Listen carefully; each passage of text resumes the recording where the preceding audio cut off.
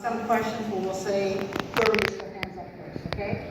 So, what? Oh, yeah, we're going to do a coin toss. You like coin toss? Last time I called it, I lost miserably. Okay, so, head you call it. Yeah, you call it. Go for it. Heads. Okay, so. That's what I did. Oh, Anita wins the coin toss. Yay! All right. I just traded for the other time. Yeah. Right? Okay. Let's see. Okay, question number 1 here. Why do you want to be a PCO at this time?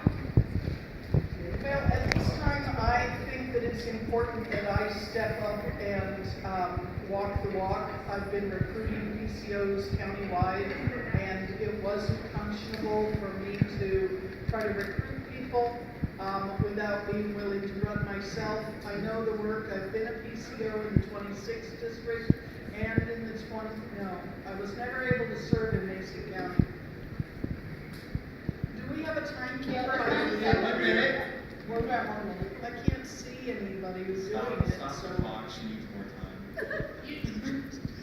I feel like you're going to have to get in front of the person. You've got. Yeah. I need to be able to see the person She's if asking I'm questions. Could you gonna stop it? comply with their. Be nice. All right. We're at 40.19 seconds today. Wow. And you have a minute and a half. Oh, see, that wasn't clear either.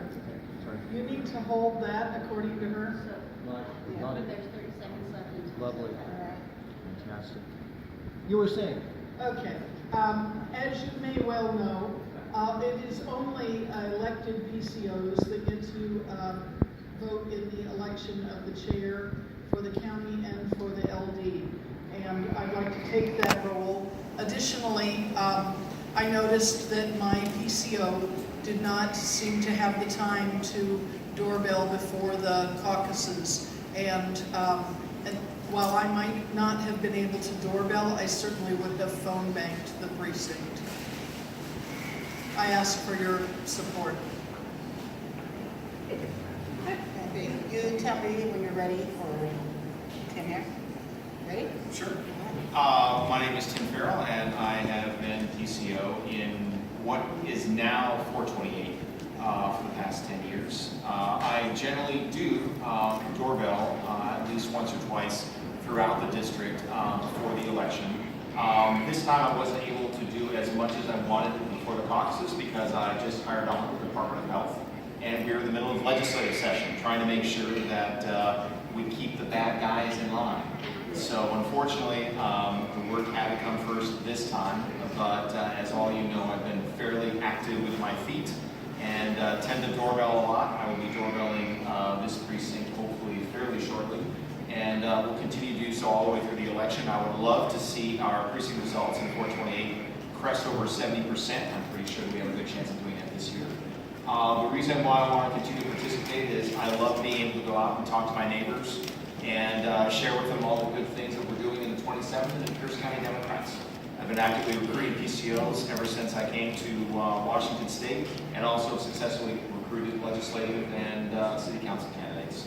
I love working with the Democrats. It's part of my thing. Okay, second question. Are you ready? Okay.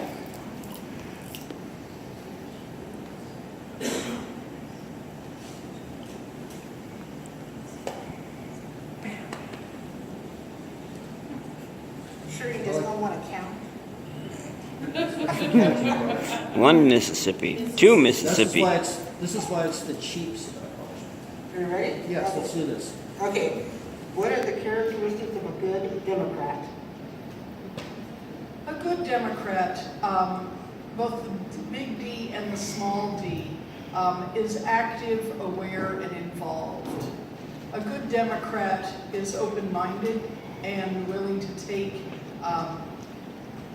on people who have doubts as well as people who have qualms. Same thing. A good Democrat votes in every election and doesn't need to have a phone call to remind them. A good 1 Democrat minute. reaches out to other people and educates people wherever she goes. A good Democrat makes sure her mother's ballot comes through, as I have done today. A good Democrat is a model for people who are less informed and a resource for those who want to be more informed. A good Democrat reads the literature, meets the candidates, makes up their own damn mind, and then is still open to learning and change. A good Democrat never fails to vote.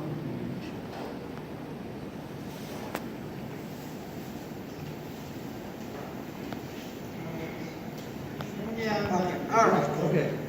Did you time that, Phil, or I did. Yes, I did. She all right, did it sure. under one. All right. It was okay. Tim, all right, wait a minute. I know I'm not known for brevity, but I have my moments. I think, for me, a good Democrat is someone who shows leadership in their community and gives the Democrats credibility by their actions, both as an active Democrat and as a person. I think that someone is a good Democrat when they actively go out and stand by their beliefs. They take action either by volunteering at food banks or actively working to help other good Democrats get elected to office, actively recruiting people to run for office, making sure that our values that we hold as Democrats for the working class, for people who are homeless or suffering from mental illness, are met both on the policy level and personal level.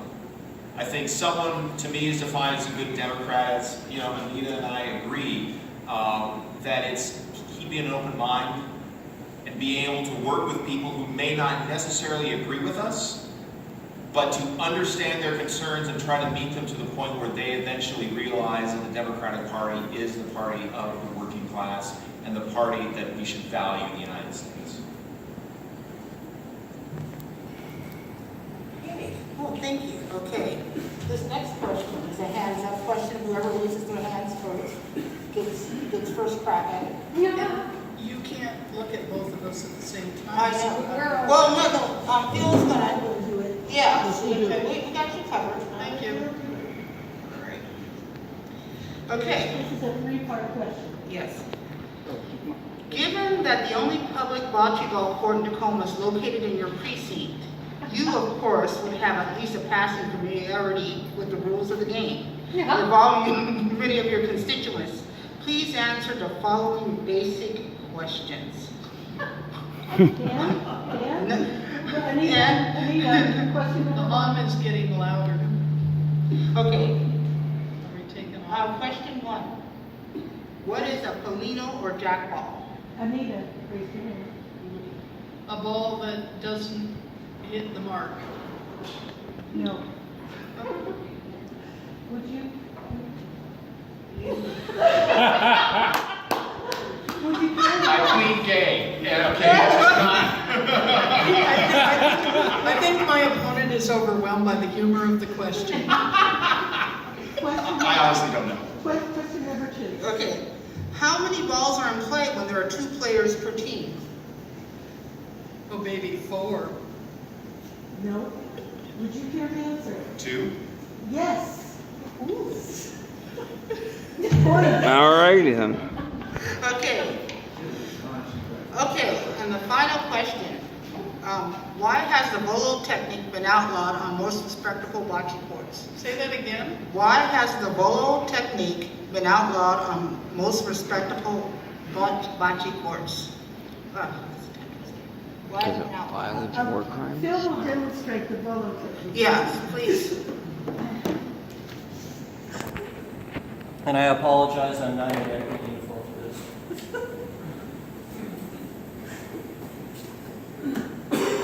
Thank you. So why has that been outlawed? Yeah, who's gonna raise their hand? Or I'm gonna choose, okay, why is it outlawed? Because you sometimes injure people in the crowd, Yay! Wow. Anita, do you have a? Yeah, I was just gonna say too many injuries. Oh, good. Okay, good. That's all. Okay, so the next question here is, just a regular question, maybe.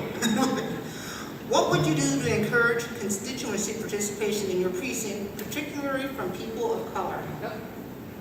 Anita first. Oh, no. I didn't. Well, That's no, only twice. Oh, okay. I think that doorbelling can help us identify people in constituency groups, particularly people of color. I don't think we can rely on the sketchy data that's in Vote Builder to do that, which relies on last name data. And so I think that doorbelling is critical to the process, and I think that recruitment of people of color to assist with the doorbelling would be helpful, and follow-up meetings, particularly potlucks and that sort of thing, would be very helpful. Do I still get 90 seconds for this? Yes, absolutely. Okay.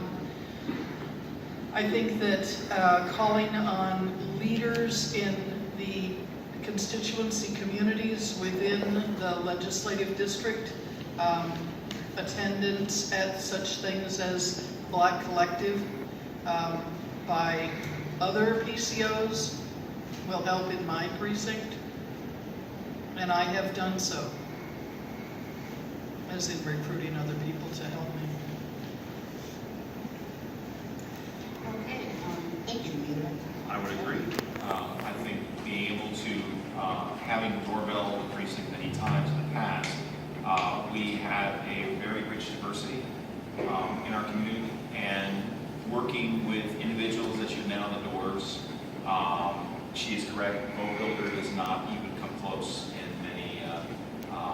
many aspects on ethnic background or LGBT for that matter. And I think it is incumbent on us to continue to work with organizations, as you mentioned, such as the Black Collective, La Raza, and other entities that have a very good relationship with people of color in the north end of Tacoma. I think it's also important for us to take a look at some activities with our schools. We have a very active PTSA at Jason Lee Middle School, and that is one way to help encourage people to be more actively involved. Great, thank you, Tim. Okay, so this is, this next question is a hands-up question. So first, raise your hand. Okay, as you both know, the constituents in your precinct enjoy unique free resource located on South D Street, the Carpelas Museum, Manuscript Museum. As you are undoubtedly aware, many of the exhibits rotate to one of the 12 Carpelas museums every quarter. Please answer the following questions. Name the location of another Carpelas Museum on the West Coast. And am I saying that right? Yes. Okay, good. Okay, so name the location of another Carpelas Museum on the West Coast. San Francisco? No. Wrong. San Diego? No. Wrong. Original location, Santa Barbara. Santa Barbara. Santa Barbara. Okay. I just like, I should have a buzzer. Okay. What is the historical name of the building in which the Tacoma Carpelas Museum is located? Oh. VFW Hall? Close but no cigar. Spanish American. No. Close but no cigar. Veterans of Foreign Wars. Close but no cigar. American Legion. That's it. American Legion. What post? Edward B. Rhodes. Beats the Legion. hell out of me. Yeah. Jeez. Gotcha question. Z. Okay. The next question is not a hands-up No, question. it is. Is Is it? Oh, it is. Sorry. Okay. According to the bylaws of the 27th Legislative District Democrats, during what period of time can no vacant PCO positions be filled? Anita? Immediately following the December 1st and until and unless the election of the board has been completed. Here's Kathy. Kathy? Yeah. All right. Sandy, you want to go? I believe it's after the election of the PCOs and until the seating of the new board that's elected by the PCOs. Incorrect. No, I was going by state law. Between the primary and the reorganization. Yeah. Oh, that doesn't seem helpful to our candidates. And the second part of the question? Oh, okay, let's see. For bonus points, identify why no PCOs are appointed at this time. Seems like reading the Bible. Yeah, because I don't know. I was just asking.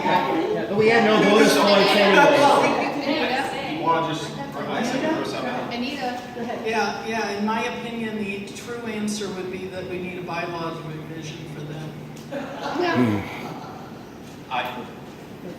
I would believe that it's the philosophy that the Democrats that are elected,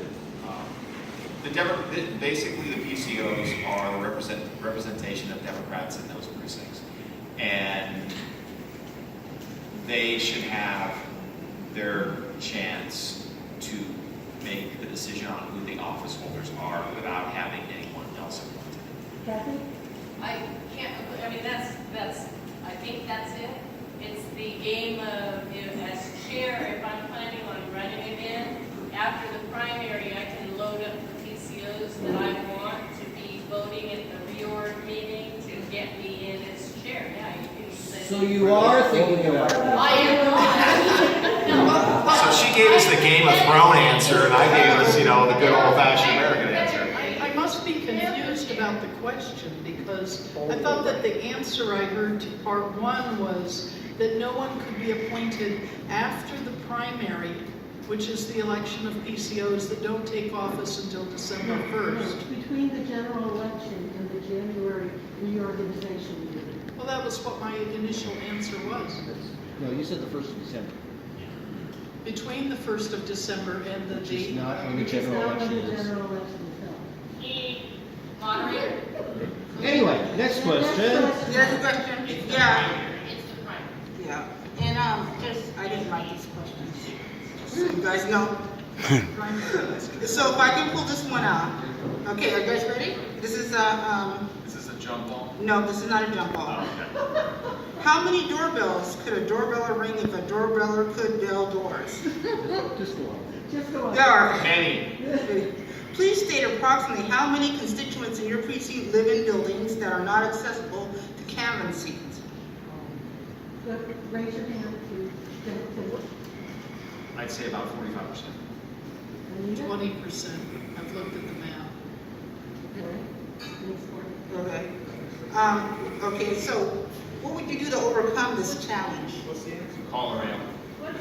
Well, yeah, I have no idea. We have no idea. Yeah, we're just wondering if you can. I believe in cultivating people who have come forward already, so I would examine, if available, the list of people who caucused and find people in each building.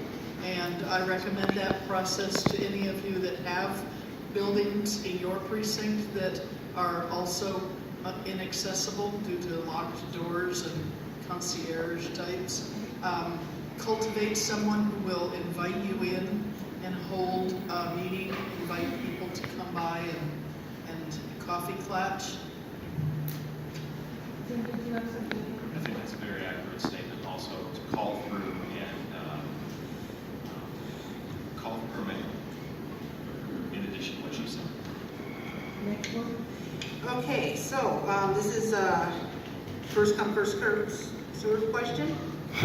In order to call a special meeting of the 27th district, according to the district bylaws, what percentage of PCOs are required? 50. No. Wrong. 10. No. Kathy? Yeah, I just read I was reading so many percentages last night, that's not the 70, is it? 25. Oh, 25. 70 is percent. Okay, and for bonus points, so we're not keeping points here. But, Most of the 100%. okay, indicate whether properties are recognized in voting on any of LD's business. Proxies. Are they Are they recognized in voting? On any of the. in the LD 27th district? Yeah, No? Right. that's right. Correct. Whew. Last question. Thank you. Okay, being cultural, this is a buzzer question too, so hands up, whatever. Being culturally connected to your precinct, you are aware of the major role that Wright Park has played historically. Wright Park was the endpoint of the Tacoma Labor Day Parade of 1915. It was well attended by union workers and their families, but the event was especially significant to one particular union, for whom it was the last hurrah. Name the union that was disbanded shortly after that event. 1915. Washington Cigar State- makers. No. It's in the Vice area. Don't. Vice area? Oh, okay, so that was right before Prohibition, so that would have been the bartenders, No. Brewers. brewers. Right, the brewery workers. And it was Washington State passed their own local prohibition in 1914. Yes. Effective in And actually, one final question for current issues. And either of you can jump in. Are you satisfied with the number of Pokemon stops in your precinct? I have not had any complaints in my doorbelling, so I guess at the moment we're okay. I think there's probably overabundance. Since you're asking for my opinion. We should really ask Ariel that question. I think Ariel will probably answer that for us. Ladies and gentlemen, Tim the Beekeeper Farrell and Anita off to Philadelphia Latch.